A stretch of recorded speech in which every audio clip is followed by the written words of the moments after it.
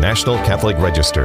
This is Register Radio, bringing light and clarity to the news and topics that affect your life. The 2024 election has concluded, and while there are a few congressional races where votes are still being counted, the results proved decisive. President Donald Trump will be returning to the White House with a major victory over Democrat Vice President Kamala Harris. He returns to Washington with Republicans claiming control over the U.S. Senate and looking very much like they will also retain control of the House of Representatives. This week on Register Radio, we look at the election and what it means for Catholics and the country. I'm Jeanette DeMello, host of Register Radio, together with Matthew Bunson, my co-host, and EWTN News' Vice President and Editorial Director. Matthew, what an election cycle this has been, and really, what a dramatic end to it. Oh, you're absolutely right. This is not just a massive electoral triumph for Donald Trump over Kamala Harris, but it really is one of the great political comebacks in American history. One of the fun things of the last few days is actually being able to talk about Grover Cleveland, who was the the last person to serve 2 terms, but not consecutively. He was ousted and then came back. And I think in 1892 was reelected. So this is not unprecedented, but really quite remarkable. But his victory is also due to a lot of different reasons, including the economy, immigration, controversial social issues, including abortion and transgender or gender ideology. But he also won because of a pretty solid majority of Catholics who turned out to vote for him. Yeah, there's a lot to talk about, and really, for our show and for our purposes, it's the question of what can Catholics expect from a second Trump term? And how did they participate in the election of Trump, right? So to talk about all of this, we're joined by Shannon Mullen, editor-in-chief of the Register, and Register senior writer Peter Laffin. And later on, we'll be joined by senior Vatican analyst for EWTN News, Frank Rocca, with a view to the Holy See and the U.S. election. So Shannon and Peter, thank you both for joining us on Register Radio. Thanks, Good morning, Jeanette. So, Peter, I guess we'll start with you. You've been writing at the Register all along on this tumultuous election season and this presidential election. You've written about all the different, factors that could go in to the selection of a president. And now we're looking at this comeback. So how did he manage this? How did Trump manage this? We'll be breaking down this information, for the next few months, trying to figure out exactly what happened and exactly how the votes fell the way they did. But my hunch in looking at the data is that in years from now, we're going to look back at this election and see it as the Latino realignment election. This is especially true in the swing states, and it's especially true among Catholics. Every election cycle, the strategists, they huddle together and they ask themselves, what's the profile of the voter that we could go out and get? Who's the gettable voter that we could get that might swing our way in a major swing state that helps us secure a victory? And this time it seems overwhelmingly clear that it's Latinos and Catholics. Here's a quick stat to break this down. In Michigan, where Donald Trump secured a victory under 2 points, he won the Latino vote by 60 to 35. That is an incredible swing from elections past. And we have to remember, Michigan was the state in which the governor, Gretchen Whitmer, one of the most important Democrat surrogates this election, wearing a Waltz Harris hat, mocked the Eucharist. And, Right. We can say that some Catholics revere the Eucharist more than others, perhaps. But everybody who's in line at Mass on Sunday and goes up and receives that Eucharist, they know exactly what Gretchen Whitmer was doing. And that impression was played thousands, tens of thousands, maybe hundreds of thousands of times on a loop in Michigan.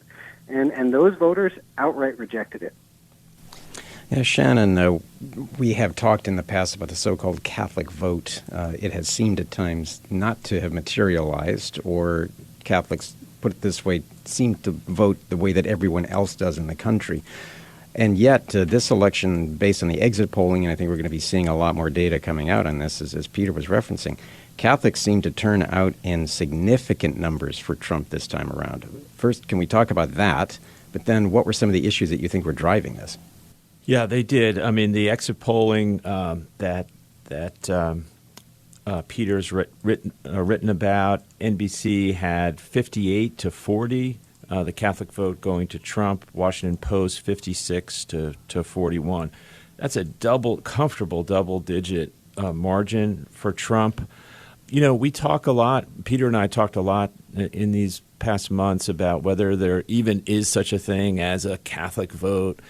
There's certainly not a Catholic bloc, right? There's not a monolithic Catholic bloc. But if there was, or if you believe there was, it would seem that Harris-Walsh went out of their way to alienate that bloc. Mm-hmm. Right. Just with this blind obsession with abortion without any limits, just totally off the table, no limits, no religious exemptions, no consideration of that. And then these other things that kept popping up, like Gretchen Whitmer, like the Al Smith dinner. It was almost like they were intentionally trying to antagonize Catholics, who we know it's a very diverse, we're a universal church. So everybody's there in this country. It's fascinating. Every socioeconomic demographic, except for religion, is reflected. So are we looking at a new political law that you must attend the Al Smith dinner? Maybe so. You certainly wouldn't want to make a point to turn your nose up at it. So yeah, there's a fascinating piece on the Register up now by one of our commentators, Paul Kengor, who talks about the evangelical vote really waning for Trump, and that was a big concern. They've been a reliable vote for pro-life candidates. Well, Catholics made up the slack and then some. And yet, let's be honest, I do think abortion played a role with a segment of the Catholic population, undoubtedly. But I think Peter would agree with me. I think the Catholics voted largely for things that didn't pertain directly to their faith, economy and immigration. And those were big issues. The moral sort of woke agenda issues. That was definitely played a role in there. But yeah, it's pretty remarkable. I want to jump in for a second here. I'm gonna say the title of that piece by Paul Kengor at ncregister.com. That's Donald Trump can thank Catholics for his big win. That's the commentary that Shannon just mentioned there. But Shannon, you were mentioning how Kamala's campaign really at times almost seemed to be trying to annoy Catholics or just alienate them, whereas the Trump campaign did the opposite. I mean, there were many times through social media that they were reaching out to Catholics through very devotional type things like the St. Michael prayer or things of that kind. So a very different feeling between the two campaigns in terms of how they were reaching out to Catholics. Yeah, dare one say a different vibe, because that was one of the words of this campaign. Absolutely. I'd say, just to add one thing on the woke social issues, I think there was one thing among that slate of issues that moved the Catholic vote, moved the Latino vote, and it was what many people are describing as Donald Trump's most effective ad. And this was an ad that he played on a loop in the swing states. And it showed Kamala Harris describing how it was in her own words, describing how she wanted to give taxpayer-funded trans surgeries to criminals. This was in 2019, of course. Everybody was saying a lot of crazy things back then.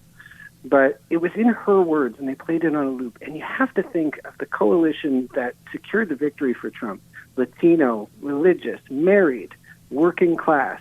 You have to think that ad, of all the impressions that either campaign could have made, that ad may have made it different. Very interesting point, because I think that issue of transgenderism is something quite new. EWTN News' coverage on that in their special election coverage, both Tuesday night, November 5th, and then during the day on November 6th. So EWTN News Nightly had specials at that time, which is available on YouTube, so anyone can go there and find it.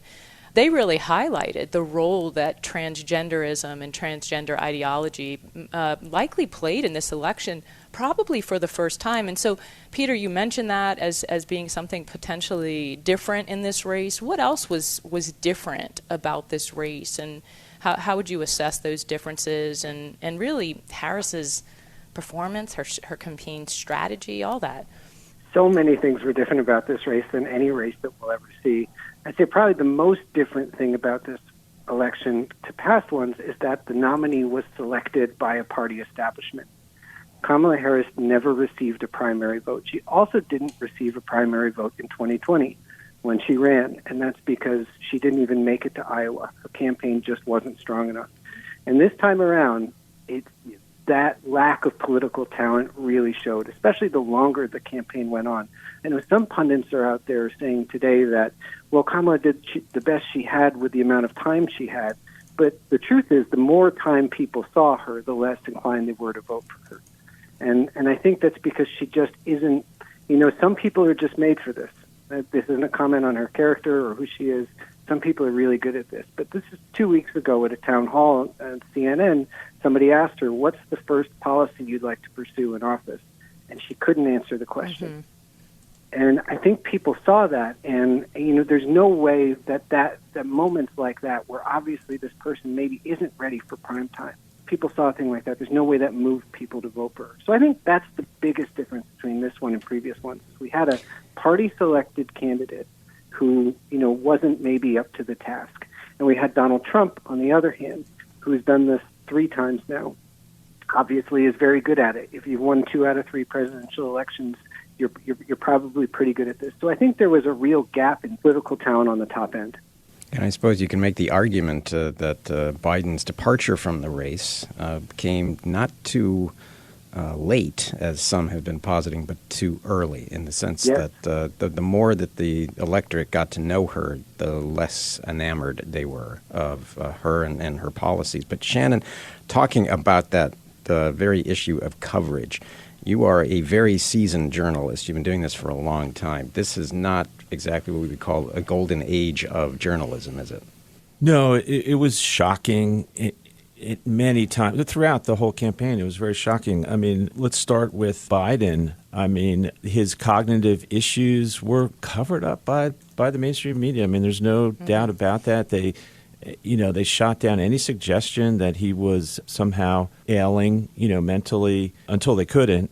Shocking. The assassination.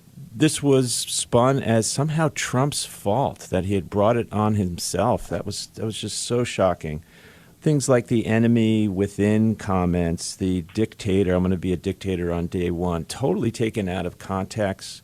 They ran with that. And the ABC debate, the fact-checking that was going on, it was just so one-sided.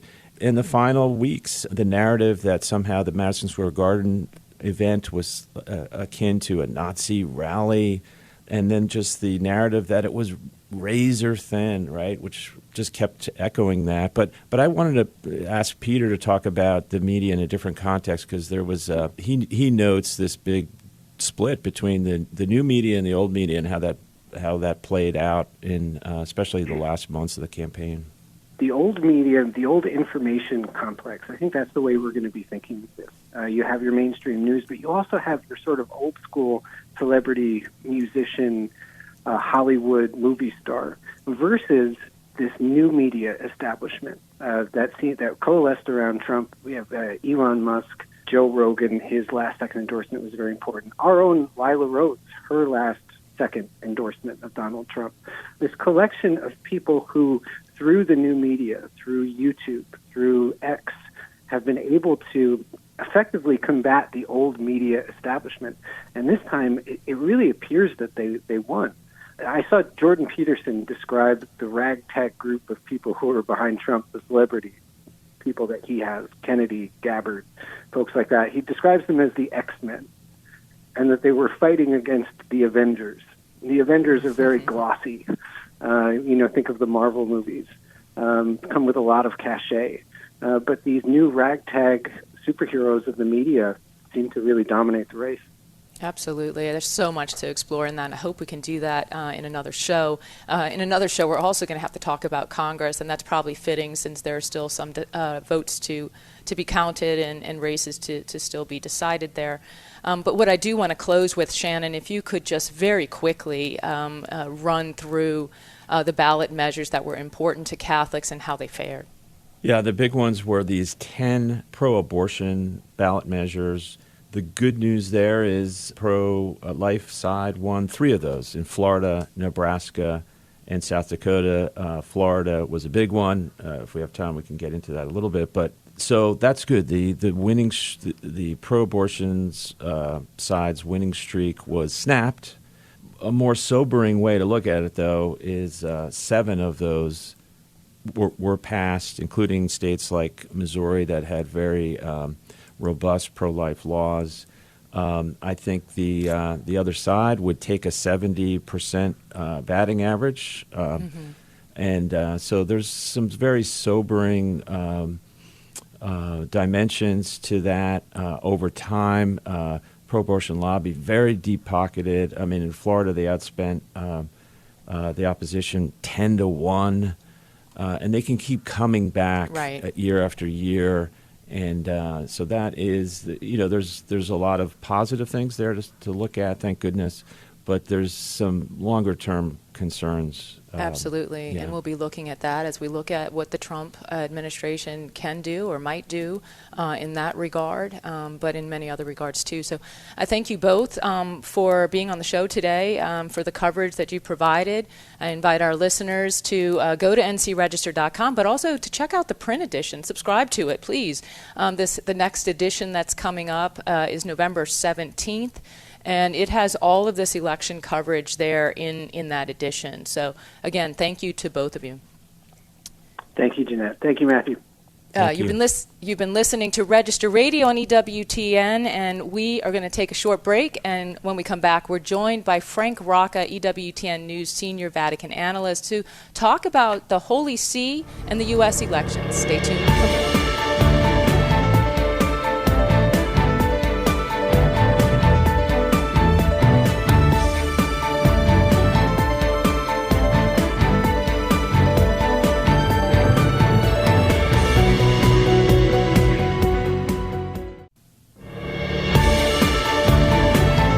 Let's return to Register Radio on EWTN. Welcome back. I'm Jeanette DeMello, host of Register Radio, together with Matthew Bunson, EWTN News' Vice President and Editorial Director. Donald Trump's victory has global significance, of course, and world leaders reacted quickly to his reelection. One world leader who had a few disagreements with Trump in his first term is Pope Francis.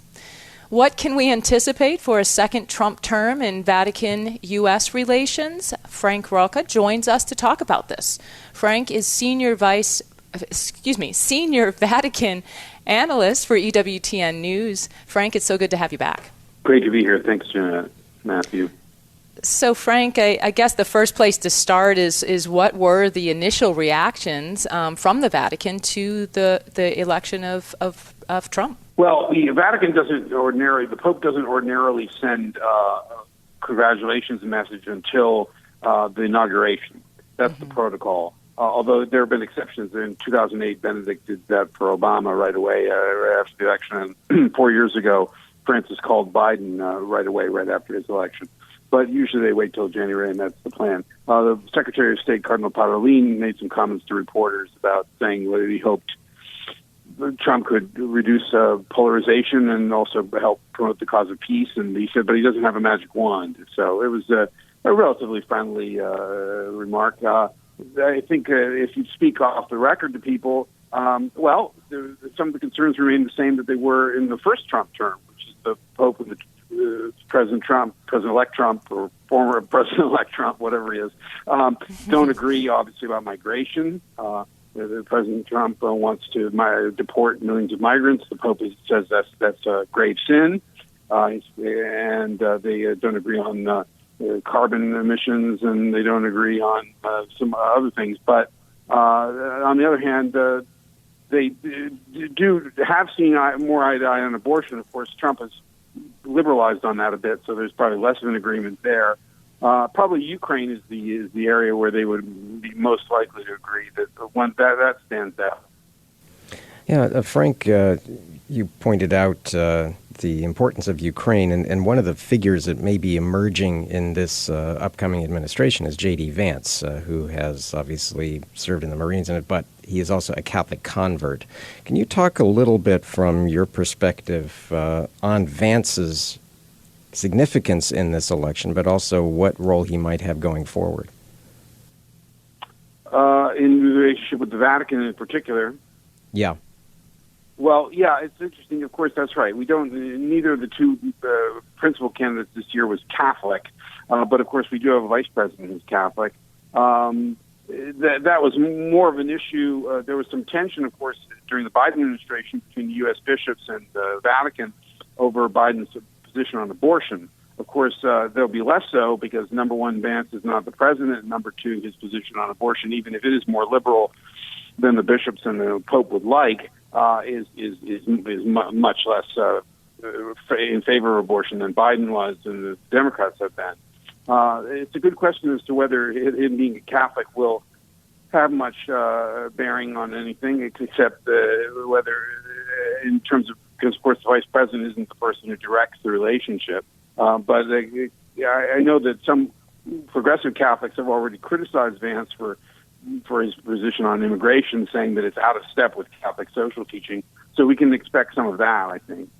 Yeah, so, and Frank, I think your piece, I'm going to mention the title of it so people can go to ncregister.com and look it up and read it. It's very much worth the read. It says, the title is Trump's Second Term Points to Tensions, Possible Cooperation with Pope Francis.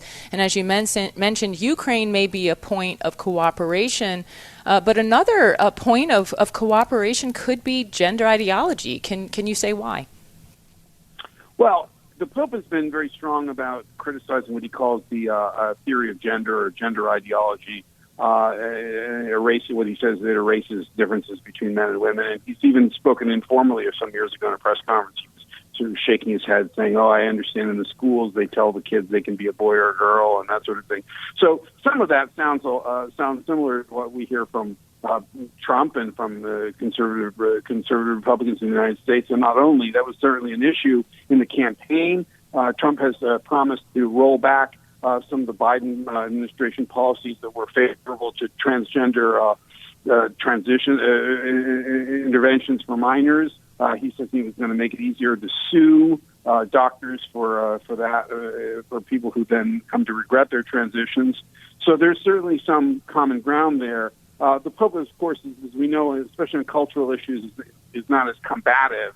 So it's a question of whether he'll endorse those policies or praise Trump for those policies. I don't know, but certainly there's some overlap in the objections that a lot of people in the United States have made to transgender, especially for children or minors.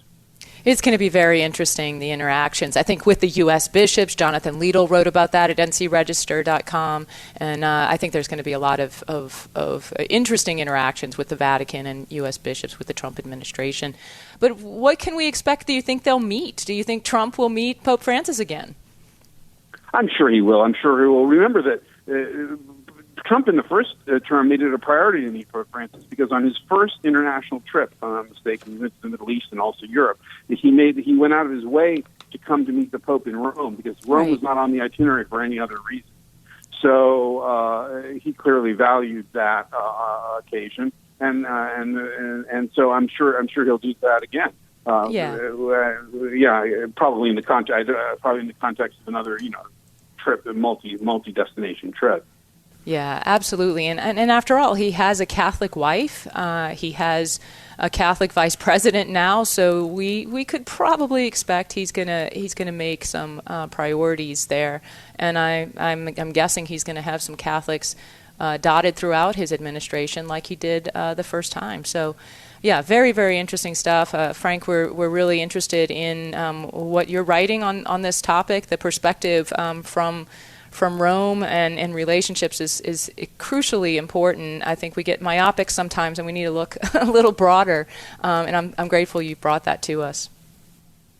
Well, thank you. Yeah, I know it'll be very interesting to watch the relationship. And, it could be, I noticed that other world leaders and leaders also of industry have been even more friendly this time than they were in 2016. Trump is becoming a little bit more normal, I think. I don't know if that's good or bad, right? Well, he's still very unique, but I think that he's more of a fact of life now. And maybe some people thought of him as kind of an aberration, and now he's, for better or worse, he's part of he's there. There he is, and I think it will be interesting to see if the Pope also takes that approach. Yes. Resignation may be the word for the next couple of months. Yes, a resignation of a different kind. Exactly. Right. Right. Right. Very, very good point. So I'm going to mention Jonathan Little's piece, How Trump's Win Could Impact the U.S. Bishop's Agenda. That's at ncregister.com. And, of course, Frank Rocca's piece is also available there. Remember, there's a whole bunch of news, analysis, and commentary at the National Catholic Register online at ncregister.com. As always, thanks for joining us on Register Radio here on EWTN. And until next week, on behalf of my producer, Michael McCall, and my co-host, Matthew Bunson, I'm Jeanette DeMello, and I pray that God bless you.